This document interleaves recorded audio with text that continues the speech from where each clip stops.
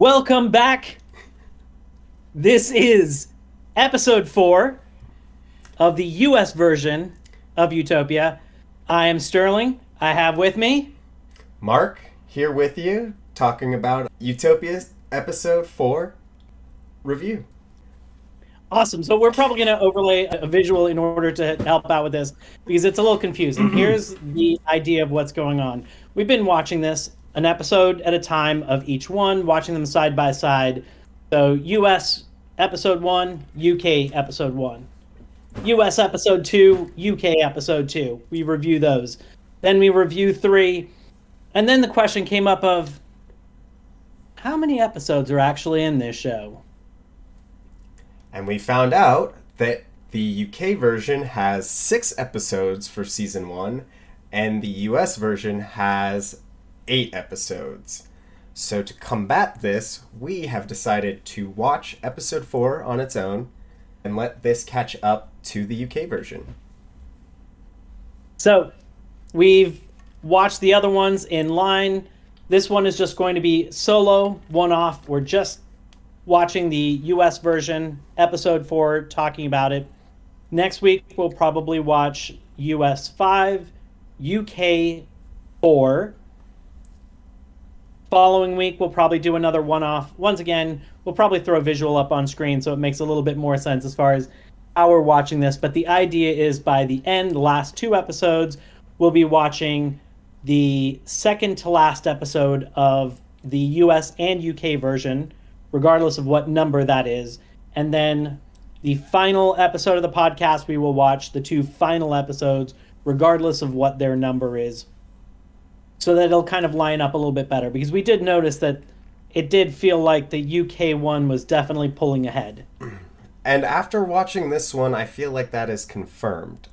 The episode was basically pretty much everything that we saw in the last episode of the UK version. However, the only difference is there's a lot more padding, I would say.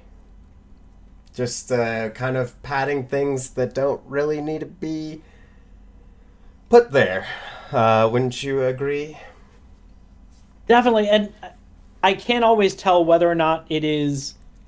I do, to some extent, think that it is padding. I sometimes also think that they have these grandiose ideas of improving on the existing material. And so they'll oftentimes take something existing and flesh it out a little bit more and say, well, wouldn't it be really cool if we did this? And we kind of flesh this out a little bit more. And I get what they're trying to do. And honestly, oftentimes the idea for me really hits. Where I think about it and it's like, that could be really powerful. But generally the execution is worse. I would And say... so even though they add some more to it, sometimes adding more doesn't always make it better, or sometimes they just don't execute it well. I agree. I think that, one of the big focuses on this episode was something that was very short in the UK episode. It was about the episode, like the part where Grant shot up a school. They didn't shoot up a school this time. They shot up a house. We'll get to that, who they shot up. It is important, kind of. But how something that was one scene that told so much, they had to put kind of all this back plot to, like, how did we get to this? Like, what is it that we got to this? And I feel like we did kind of learn a little bit more about Harvest and how it runs, and it's a lot different than the UK version. I think I like their version of the bad guys more, but in this version it is very like an organization, kind of seems very cultish, a little brainwashy. What do you think about what we saw in this episode? I think that it's kind of like what you talked about, where they really did get some more information about Harvest. And so things are clearer. I do think that's another thing, is that I think that it sometimes feels like the US version is possibly not trusting the audiences and spoon feeding. So they want to be as clear as possible on every single part. But not all of the things that they did to make Harvest feel like a more fleshed out group really hit for me. In fact, I don't think I needed to know what kind of offices they were having their meeting in and the fact that they're excited about having bunt cake, which we're going to come back to me because I had some serious laughs about that. But That it, whole that oh, whole please. that whole scene right there was interesting. You know, we see John Cusack's son. I think his name's Thomas, and I forget their last name. He like Thomas comes in, Presti. and it's just like for this like organization for what it is. Like they murder people. They're like savages. They go crazy and just like will kill people at the blink of an eye. Doesn't matter. But like all right, we're gonna have a whiteboard. This is our plan. And he's like what he stated was everything that was obvious. We gotta find Grant. We gotta find Jessica Hyde. Profit. Like we already know this. Like we're already trying to do this, and we're trying to figure out what to do. And then we're just. First off, is also kind of weird that she was just sitting on one side and three guys were sitting on the other side. And we are introduced to this new character, Clara. Kara. Kara. Unfortunately, it does not matter for Kara because in setting up this whole operation of, they've all been ruthless. You know, we I think, get a little bit more of I think the motive that the U.S. version's Harvest is going for versus the UK version. They're going for very much like they're trying to kill all these people to save the environment. Like it's the Thanos thing, you know, like we're trying to kill half the population so that we can save the resources. And it seems like they're all kind of on board, like they're trying to save the world. And then they were like, "Oh, we're going to do a park shooting cuz we got to get Grant." And then this girl was like, "Hey, you know, I don't know if I'm down for this. This seems a little sketchy. Like, my kids play in that park. Like, you know, we can't just shoot innocent families at a park," which ends up to be her downfall. And then we And end up. the weird thing for me was they even pointed out that the plan with the virus was her idea. Right. So she already came up with a super murdery plan, but then she draws a line. She said like there is a line. Not my family. So somehow he even offered a different park. That's true. It didn't have to be her family. So she just didn't But want mothers somehow and families. she comes up with some murdery plan that involves murdering a lot of children. It was the same thing. It was children. And it was actually I think it seemed like it was going to be more children because it was a number of schools. And then all Right. of a sudden you have, and I'm not trying to downplay this because this sounds like I'm trying to downplay murdering children, and I'm not. But then there's a much scaled down, like uh, we'll do a thing in a park, and it's just the people that are there. It's not multiple parks. That's it. And she's no, I've got a line here. I didn't Right. get it. The other thing about that, where they were setting up that situation that was going to happen, that where they were going to have them, the kids shoot, and they were basically pulling from their kids, like some like weird school they have.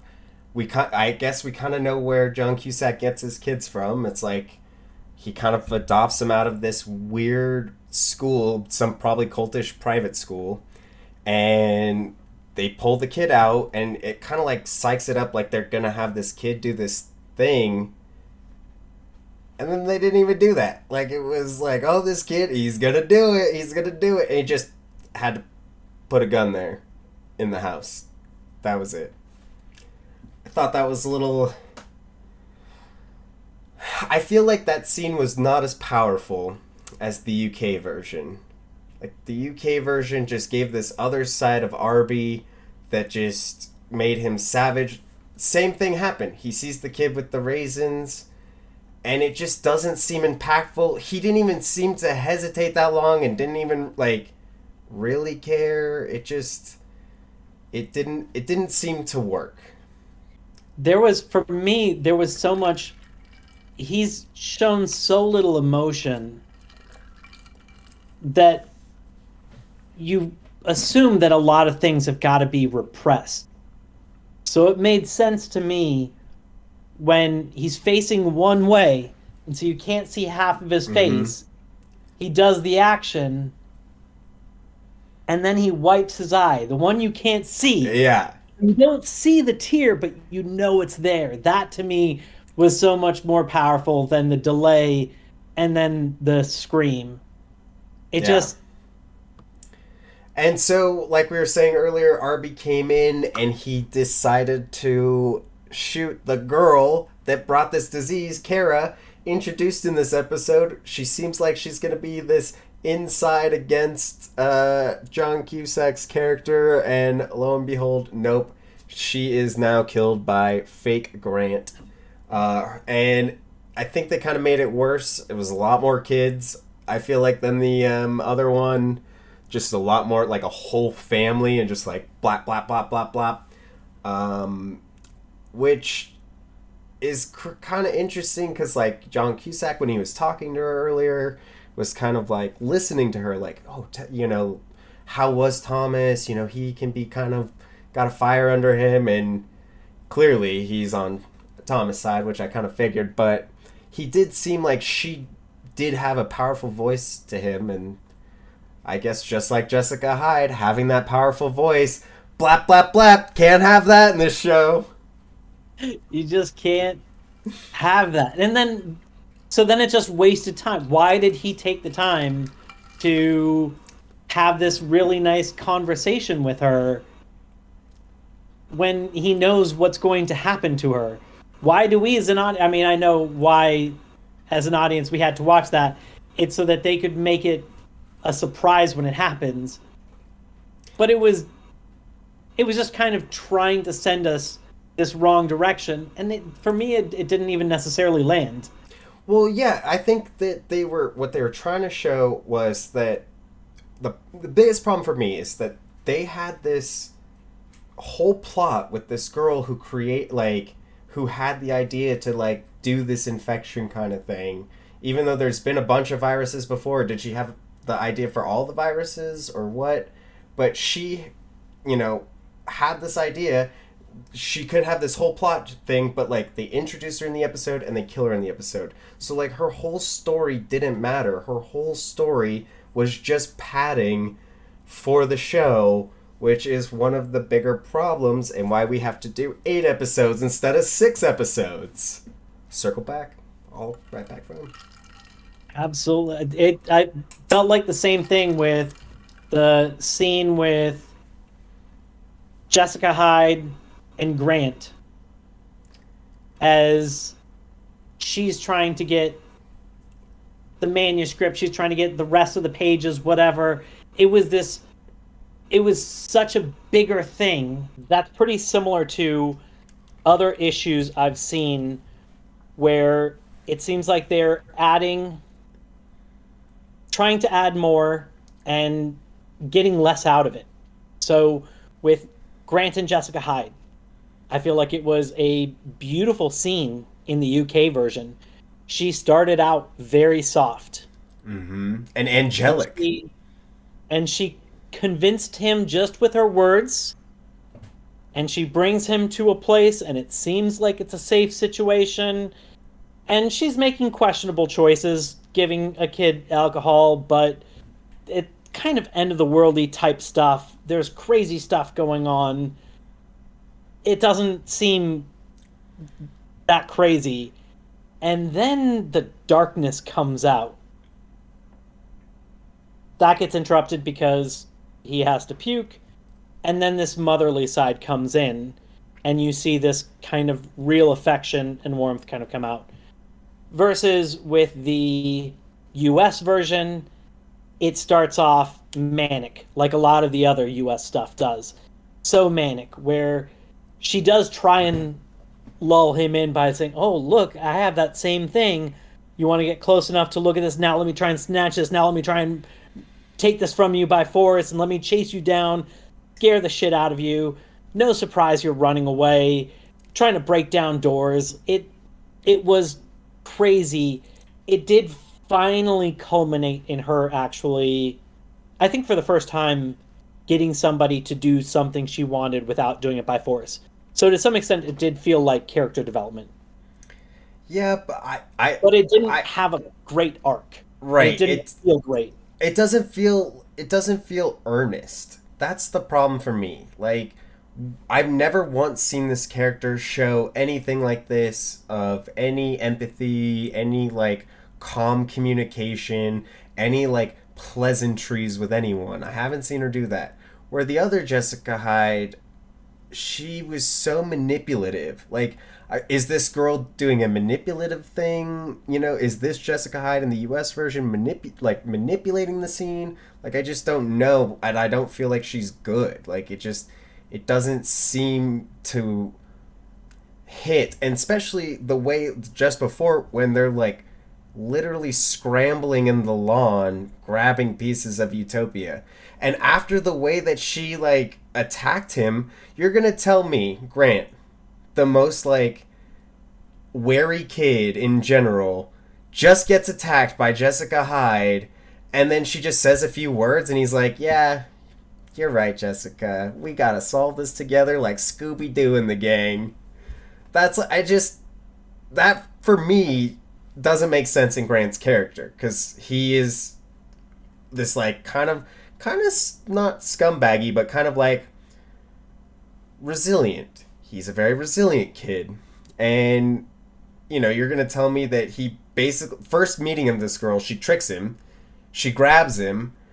He jumps out a window, scraping up parts. They're staring down at each other like this, and she's just like, "No, Grant, we're gonna solve this together." You're a special kid, Grant. I don't know why. I haven't seen you do anything, but you're a special kid. And now all of a sudden, and that's another thing where her words were coming from. She kind of came out of a whole different field. She was just like, "Oh, Grant, like, you and I can solve this together. Like, you're so smart, Grant. You're like, you don't know anything about Grant. Why would you? Oh, you trick people into thinking you're 40s years old?" Yeah, it just doesn't, like a lot of other things, they try to make it better, and they try to make it longer so it takes up more screen time, and it just doesn't hit. So for And me, it's longer and less effective. and what's interesting is, so we had like, if you look at like Grant and Jessica Hyde's interaction, like they kind of did that same bathroom scene thing, but two different things were happening. One, they were hiding in the bathroom together, afraid of Arby, and she stuck. They take pieces out, they put it in, send him out, and it was that same looking bathroom with the same opening in the window that he went out. And this time Jessica Hyde was all crazy at him. Like, so it seemed like they were combining that scene. I don't know if we're going to get an Arby killing young Alice's foster parent or mom or whatever, down the road. But it seems like they kind of took that scene from the UK version and jammed it into this US version. But different and not as good. But not as good. That's the problem. It's never as good as the UK version. Unfortunately. Also, we want to talk about some interesting, weird things that don't need to be in there. The bunt cake one was a joke, which was funny, but you were going to talk about that. But first, before we get back to that, there's one weird scene where John Cusack is stretching his son, and they're talking about nothing. And I was just so weird. I was like, why is this scene in here? This doesn't need to be in here. He's just like stretching him. He's like, "Yeah, we gotta go find those kids. Yeah, you ready? Yeah, we gotta do that." Like, what? It was just such a weird scene. But go for the bun cakes, because I wanted to hear about that. So going back to the scene that you're talking about, it it feels like they are once again trying to do the stylistic thing that the UK version had some real style to it. They're still doing lens flare in this, even though it doesn't. I I don't know didn't see why. it. There, it was very small this time, very small this time. So they're trying to do this whole style thing, and I feel like in order to do that, you have to you have to find your own and you have to lean into it. You can't you can't be kind of mousy about it. Like I'm trying to do this kind of stylistic thing, but I hope you guys like me. It kind of has to be a this is who I am, this is what I'm doing. Like me or don't. I've made my decision. And so I feel like they dip their toes in, but they don't commit to it. There's not enough of that style, so it just doesn't. I don't know if you ever watched the Umbrella Academy. I watched the first season and half of the second season. I don't know why I didn't finish it, but yeah, seen Okay, parts of so it. it kind of feels like season one versus season two, where season one they were unsure of themselves. They didn't know who they were. They knew they were doing some weird stuff that I assume is from the comics, and they didn't know how people would feel about it. And it didn't feel like they committed to it, and it didn't feel like it hit. And then the second season, when they found themselves, they went for it and they got weird, and it was great. If you're gonna be weird, you've got to commit to it. Or if you want to be stylish, you have to commit to it. To do this thing where half the time you're a normal show filming normally, and then sometimes you try and do a stylistic scene, it doesn't it doesn't gel. It doesn't feel like you know who you are, and for me, it doesn't quite hit.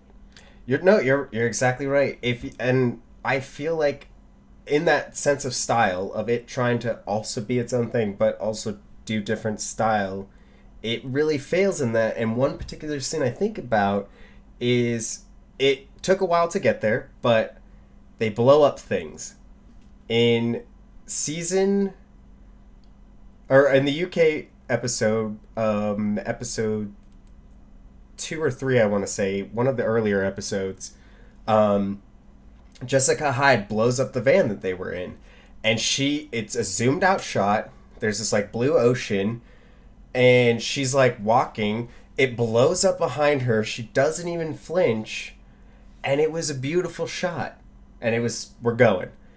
This one, we set up this whole scene, like, and for the one in the UK version, we just cut to that scene. We see it, and we cut. She says, "Can't use that car anymore. They already know that car. We can't use that anymore."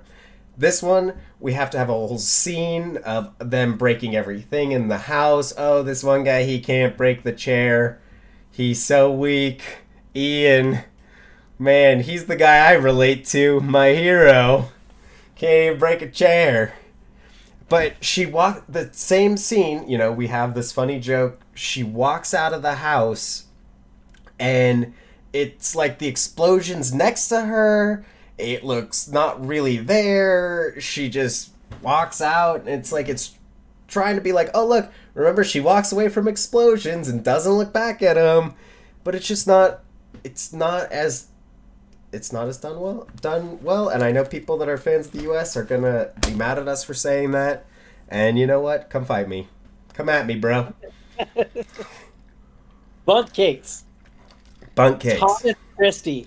So we're going into the secret meeting. They have an entire wing of this huge building that is has plastic wrap that's saying that it's under construction. There's big stuff coming. He looks around to make sure nobody sees it. He goes through. Then there's this whole red light portion where apparently when you're doing construction, you want red lights. I don't know. It doesn't make sense. For the Whatever. partying. He goes through red lights, and they're in an office at this point. And as you pointed out, they've got like the whiteboard. It's kind of corny for this death group to be whiteboarding solutions to problems where we already know the problems we need to deal with. He doesn't need to be explaining them. But I think they just want to make it super clear, right? Like they have to play down to the lowest denominator. They don't trust their audience. So they're like, let's make this Americans. clear who's good, who's bad, and let's put it on a whiteboard Yeah, so you can connect all the dots. which is So wild. It's just a wild thing to like. It's hard to take it seriously. That's it the is. problem. It's like we see this one where okay, let's compare what we've Wait, seen wait, of the. okay. One moment. I have to get to this button. Oh, okay. Sorry. I'm just trying to set the scene. Oh, okay. God, I'm sorry. just trying to set the scene. Sorry. He was he was unusually excited about bunt cake. Like I don't remember what he said, but it was a Oh. real he was Oh. really excited about bunt cake. And we see it, it's on a cake tray. So it's an entire bunt cake on a cake tray. Plates aren't out. They're waiting for him so that they can start the meeting and then they'll start nomming. He walks in, he says his whole thing about bunt cake. He walks over to the board to start writing down the different points. And the moment that they've cut to the table of him explaining the points, bunt cake is gone. Crumbs, plates are out, which means that these fatties, as soon as he turned his back to the board, they were just like,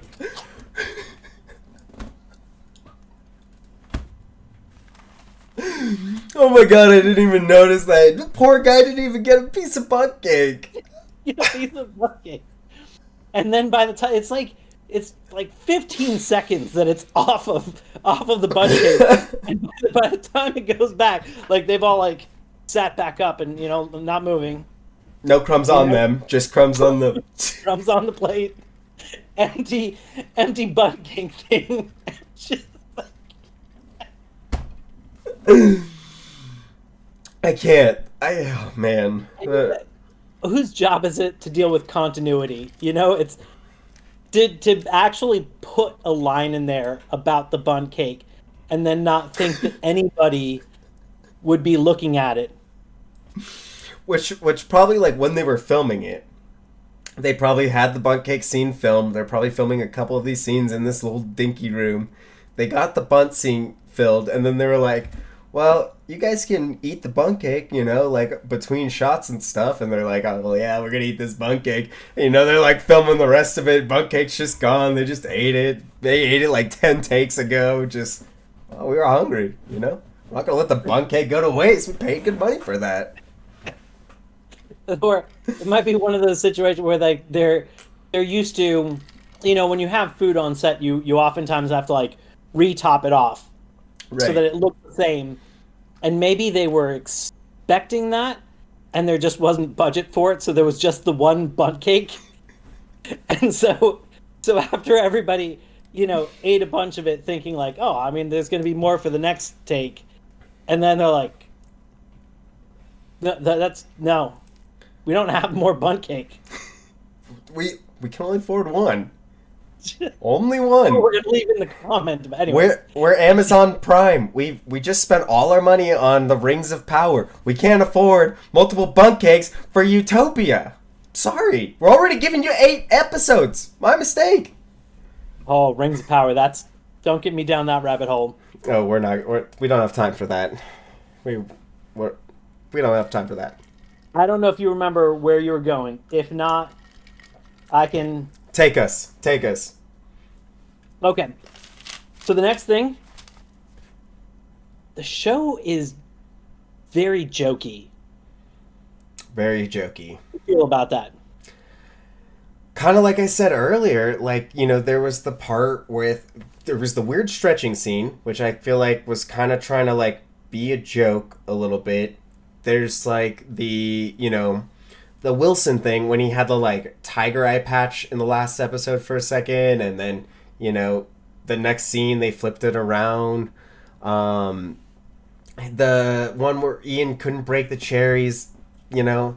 I think it's a show that is trying really hard to like make like Marvel cinematic jokes, like a little wink and a nod at what's going on, like hey, we're look what's going on, you know. But I don't think, like, if you look at the UK version, it feels like a thriller.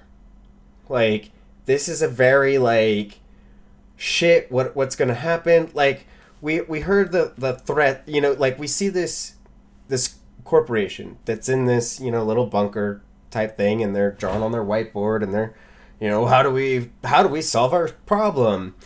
And you look at this organization at the other one, and the guy that just like went and got a sample, you know, he's like, we're gonna rape your wife, like we are going to brutalize your wife, we're gonna kill you, we are gonna do all these things to you. And this one is like, bunt cakes and whiteboards, how are we gonna solve this problem? We're a secret organization that even the CIA wants to get. Speaking of, they had the Milner character. They did, and they had to introduce a joke in there as well. So let's hit a joke that we hit right before that. So they're in the car and Oh my god, I have this written down. I know exactly what you're saying. say it. Let me see if I'm right. When Wilson walks out and he says, I've limited to one torture a month? Or a week? One a month or one a week? Hold on. I just want to show you. It Torture. Once a week. Once a month. Right here. it's is it a joke to him? Right. This guy just literally had his eyeball scooped out. And he's just like, I'm going to make a joke. I've had enough torture this time. And I get what he's doing. Just try to, you know, focus up a little bit. High five. High five. I'll be a little blurry for now. I'll get it in focus. Go ahead. I get it. I get what they're doing. You know, that's got to be a shit situation to go, but make it seem realistic. Like make the jokes seem realistic. That is not a time where I feel like he'd be joking. I think he would get out of the car. If she's saying something about torture, he doesn't want to. He's lived it. He knows how bad it is. He doesn't want to do it again. I could see him just saying, I'm sorry, I can't. Or been there, done that. Yeah. That's an even jokier way to say it. Been there, done that. Don't want to do it again. But like, I'm limiting it down to once a month. That was a joke that I feel like did not land. It did not land at all. And then they get in, so you can do your whole Milner thing in just one moment, but I just want to set it up because we're getting into something serious. We're meeting somebody who, is she good? Is she bad? I don't know who she is. It's a creepy situation. It's an abandoned Toys R Us being held open by a creepy doll that's, you know, its head is in the doorway. They get in there and there's a step stool and the two of them have this awkward moment of trying to sit on it, and it's this joke about how it's not really sized for two people, but they're gonna let me turn it diagonal anyway. And it's what am I watching? Yeah. And then it's leading up to what you're about to say. It just doesn't make sense. Yeah, and just with everything with like, you know, like the reason they contacted Milner the first time, Jessica Hyde was not with them. Like they had nowhere else to go. They were like, shit, like what do we do? And they were like, we'll call this number that we have, you know, maybe she'll tell us something. And that kind of like gets that ball rolling. But in this one it was like Jessica Hyde's there, but like she's not there. Like they're all together, all trying to like, they're not breaking up the characters as much. They're all Scooby-Dooing it together. They're all using Utopia like, oh, numbers. Boom, boom, boom. It's on this clock. What is that phone number? Oh, the numbers that were on her nails? And there are the numbers on this clock? We found it. We're, like, they're using Utopia more as like a MacGuffin. Like, oh, this is going to help me get to the next thing, you know? Like, instead of like Utopia being like we're trying to get to Utopia, they're doing this like we are using Utopia to like get to the next thing that we need to do. Like why would they put that number in there? You know, like to call Milner. We're putting the number in there to call Milner, so the dad knew that number. But like, if you remember, this organization started after September 11th, and they're just kind of like nobody knows who they are. They somehow can pull a lot of strings out of nowhere. Where like the other one was like, oh, this is an organization that had no restrictions, and they just took power. They just said, I'm gonna take this power. This is mine. Where this one's like, no, we don't like this. We took power. And I honestly though, I do think this is a pretty good plan by them. Putting it, like making it look like it is the meat's fault. To then, when they come at him and test it and see that it's not at fault, then they're kind of like, well, we can't blame him twice. Like, well, I mean, you could, but he, like, you would want to be very careful for pointing another finger at him after being wrong the first time, I think. Right. And they did set it up where it's like in all these schools where all these kids are getting infected, which is funny. Should we start talking about the hero of the story? Yeah. Was it the end credits? What? The end credits? Well, I meant Dwight Schrute.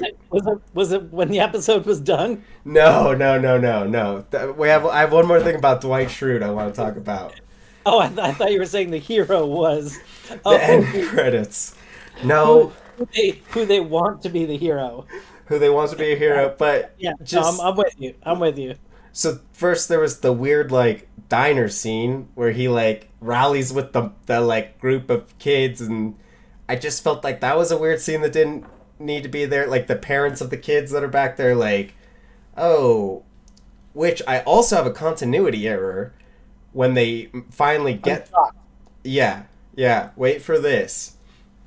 So, let's talk about when Dwight Schrute, the hero of the story, is at the barricade, and he's like trying to get in. He's making signs, and he's chumming it up with this making one. signs badly. Did you see that he didn't even fit the word on one? Yeah, very hard to read. It's like crushed in there, like just manned, deep manned, like bad. So then he's just sitting here with this guy, right? He's just chumming around, just chumming with this guy, just a random fucking Joe Schmo over here. And he's like, can't get into this fucking place. And finally they're like, yes, the guy that can maybe solve this problem, come in here now, come talk to us. How, whatever. And they're like, he turns around and he's like, not without my partner. He comes everywhere with me. Like, just like, one, you're risking not being able to let in because of this fucking guy. Two, you're risking this guy getting infected. Three, what if you bring this guy in and he freaks out with his daughter, like if she's like dead? Like, four, like, this just seems really like a dumb thing. And then the first tent, we see his daughter. Also, the private can't okay that. Yeah, She's right? the one who brought the message of like, hey, the bigwigs gave me the order to get you. I'm at the bottom of the totem pole. I run around and do stuff like this. Get people, get coffee. My job is to do stuff like that. I'm supposed to get you. And then he's like, I'm not going without this person. And she's like, I can okay that. Yeah. I only have one of these badges to allow somebody in, but I think one, I can okay that, and two, people are going to trust me when I'm like, this other guy's coming in without a badge. Me, the private, is saying so. Let me tell you, pal. Let me tell you, buddy. So the first tent. First tent, we find his daughter right away. Perfect. Easy. Like, we also wandered off from the people escorting us on the space, but we get right to where his daughter is, and she looks so sick. but she doesn't have the rash on her face. This is the T-rash virus, where there's a giant fucking T on your face. Well, we don't have it in the budget to put makeup on this little girl to make a T-rash for the continuity of this T-rash virus that we used Utopia to solve the whatever thing. Why didn't she have a T-rash? I don't know. She was covered in petroleum jelly. Somebody been. I don't know if that's what saved her. She was. Maybe that's what cares the T-rash. Now, also, to go back to your theories that you had, two of your theories I have comments on. Why don't we start with some new ones and then come back to comments? Let's go ahead. Just comments. There was a comment where he was talking to his wife, the hero Dwight Schrute. He's talking to his wife, and she says, "Is that good for your anxiety?" And I was wondering if that was the crazy thing that they were alluding at in the first one.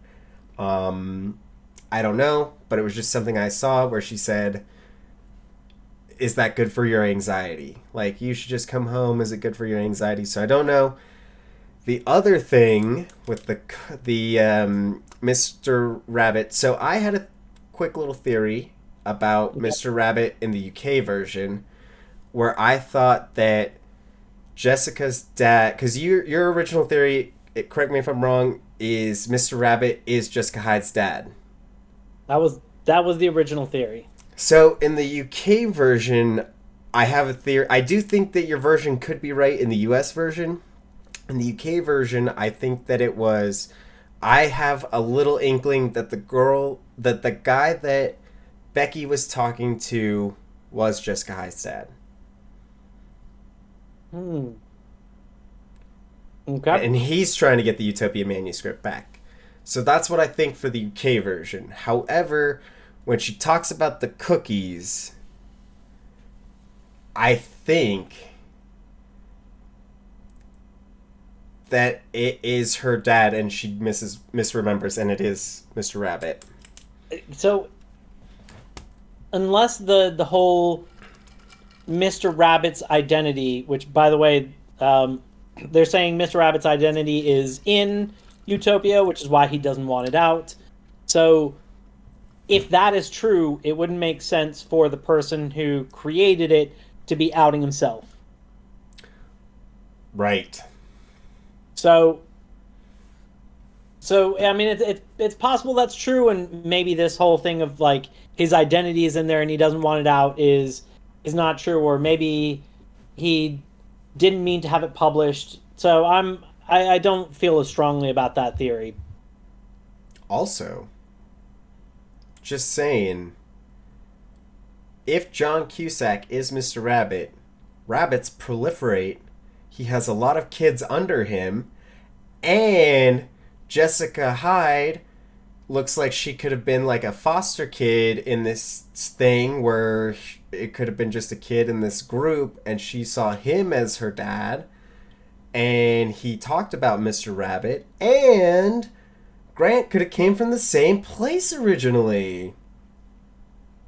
Grant or Arby, or both? Well, both. I know Arby was in the program.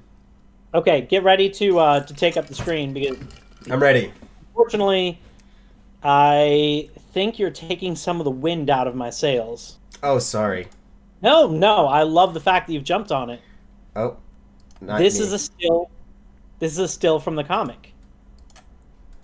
And we see Jessica Hyde on the bottom right-hand side. She is holding a rabbit, interestingly enough. Interesting. There's this weird twins in the front who seem to be sharing one braid, who later we see them using their braids as jump rope for Jessica Rabbit. And everybody here has these plain kind of, not quite Amish, but like very plain type clothing. Yes. And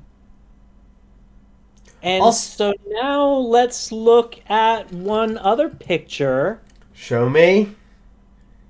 Yes. Oh man. Look Look you. at the very plain clothing. And some of them, although in the image in the comic, it's definitely the women who have like the undershirt and then the kind of brown suspendery thing. Some of the guys have the brown thing. Some of the Yeah. girls have it here, but it's all that same kind of plain clothing in what looks like a classroom-ish setting where you might have kids doing jump rope and things like that. Yeah. I definitely think Jessica Hyde came from the school. I definitely think Arby came from the school. Well, yeah, and especially from the UK version, we saw that interaction with Arby and Jessica Hyde that alluded that they kind of like were cut from the same cloth. You know, like we know what we went through together. Like, Maybe they were in the same class or they you know, maybe like so the one thing about watching this fourth episode, we might I'm curious if we find out in the UK one version later that there's a whole school about them. But I do feel like Jessica Hyde went there. I feel like Grant could have been there early on, like one of the like little baby ones. Because like also if you looked at Kara, she had a bunch of kids like part of that group. It looks like they were just like adopting people that weren't wanted. So like Grant could have been one of those kids at a young age, and he just escaped because they didn't. Well, no, I'm now rescinding. I don't think Grant was part of it because Arby says we don't know who he is. Because that's why they needed to get, or no, not Arby. Or it might have been Arby because Thomas, when they were in that group meeting, they were saying the reason they were doing this was to get someone to come forward to like say who he was. So never, right. maybe they aren't brother and sister. Maybe they are eventually. We'll find out. But I didn't mean to even take the wind out of your sails. This was all just like in as we were going. It was just coming to me. I'm like, oh wait a minute, and it was snowballing and going down. I didn't even think about that. So sorry to take the wind out of No, your sails on that. that's really so. I mean, mine took. So I was cheating, and when it got to them looking at the different panels, I was pausing it and picking it apart, panel by panel, and then later they had the school scene, and it was like, oh, I was looking very closely at that panel. I remember this quite well. And Right. this was just kind of a passing scene. I still feel how I feel about the comic before, which is that it still doesn't feel like it has substance. There's not enough dialogue to carry from one thing to another. And if anything, I would say that this it just feels like Easter eggs. If you look at it really closely, there's really interesting stuff hidden under there that can give you interesting information about what's coming ahead, but there's no substance. It doesn't feel like a real comic. There's actually really interesting stuff in it. I don't know if you noticed it. It seems like there are parts of it that are cut out and pasted over top of other parts. Yeah, I saw that. I saw that. I noticed that. So is there stuff hidden underneath? Is it unfinished and then that was added? Is it hiding something? Is there meaning to what's pasted over top? It is it is very interesting to look at. Like it definitely feels very much like a puzzle, Yeah. but it doesn't feel like a comic that somebody could read and have any clue what's going on because there's the yellow house. I think that's the house. When they're playing jump rope in the back distance, there's Oh the yeah, one yeah. she lived in a house by herself. That's the house. We're seeing the classroom that she was in. We see an action scene with Artemis, but there's nothing that it doesn't feel at all connected. It doesn't feel like any of this is tied together and is a real comic that has any real substance that anybody would want to read because it Right. would make any sense. Right. So no substance. It's kind of like the show. It just doesn't. Yes. It's got the surface level stuff. It's got the looks, but it doesn't have substance to back it up. It does not, and it doesn't create that suspense that I think that the UK version captures so well. The oh man, like this is a high stakes thing, like we are on the verge of death, and the US version, it feels, like how many times in the UK version did we already have to like change houses because we got to go. We meet in the library and we found another guy who tried to kill us and we have to kill him, or not the library, the church. Um we still don't even know anything about Utopia in the UK version. We don't know, like we've seen maybe like a glimpse or two, but like the other one is it's all the jokes. It's we're gonna Scooby Doo this. It feels like that Utopia is for like an American audience, like just big old dummies, just us over here, just big dummies that love American media. I mean, I really don't know what they were thinking because it's like it's trying so hard to like do its own thing, but also be the same thing, and it's not succeeding at any of it. And it's I do think that maybe John Cusack's character is a little interesting because John Cusack's a great actor, and I thought it was funny when he's talking to Arby and he's like, "Do it humane," and he's like, "You do know what humane is, right?" And he's like, "Quick and painless." He's like, "Yeah, that's a good enough definition as anybody could get." Like I was like, "Okay, John Cusack, you're funny, you're good," but like just all of it is, like we've seen less of the bad guys in the UK version, but they seem way fucking scarier than the other one. I think by taking some of the mystery out of this one,